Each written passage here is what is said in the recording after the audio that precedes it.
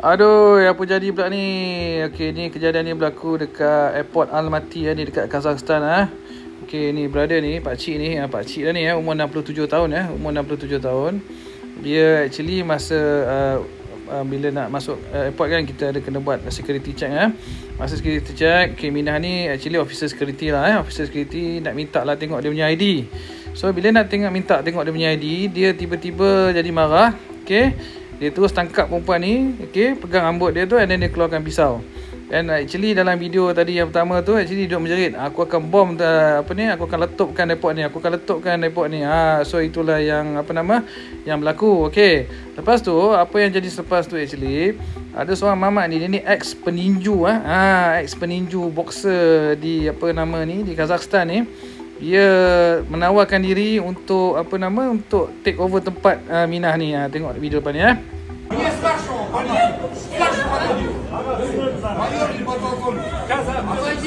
Okey, lepas tu bila mamat tu datang, dia macam mana tadi negotiate, so dia dapat ambil alih. Dia dapat tukar lah dengan perempuan ni, dia jadi hostages tu lah. So bila dia jadi hostages tu pula, disebabkan dia ni memang ex-boxer kan, so dia pandai pasal martial art semua ni.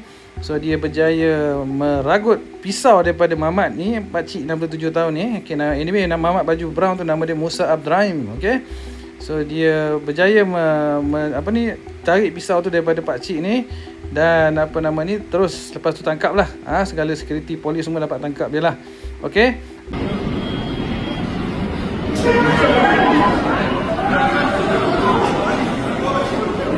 harus. Jadi Musa Abdrahim tu, dia diberi Presiden Kazakhstan sangat gembira dengan apa yang dilakukan dan nak bagi dia pingat keberanian macam itulah. Dan mamat ni, pakcik ni apparently dah ditahan sekurang-kurangnya 2 bulan dan katanya akan dapat masuk hotel bergari masuk penjara lah 12 tahun macam itulah. Mungkin dia pengganas ke apa, kita tak tahu. Dia post dia berlagak macam seorang penumpang kapal terbang lah. Tapi mungkin dia seorang pengganas sebab dia kata dalam beg dia tu ada bom. So benda-benda yang setelah yang saya cakap benda-benda yang serius kan, tapi benda ni mamat pakcik ni memang macam pengganas lah kan. Jadi itulah actually yang berlaku di airport Almaty, Kazakhstan. So itulah kan, macam-macam manusia sekarang ni kan, tak tahulah apa yang tak kena, apa yang dipikirkan. Mungkin dia diupah ke apa, wallahualam, kita tak tahu. Jadi untuk pekerja-pekerja di airport kena selalu berhati-hatilah. Kita tak tahu, kadang-kadang ada orang yang berniat tidak baik, berniat jahat semua ni, kita kena hati-hatilah. Selalu tengok kalau ada nampak yang tak kena tu, kena terus report kepada pihak berkuasa.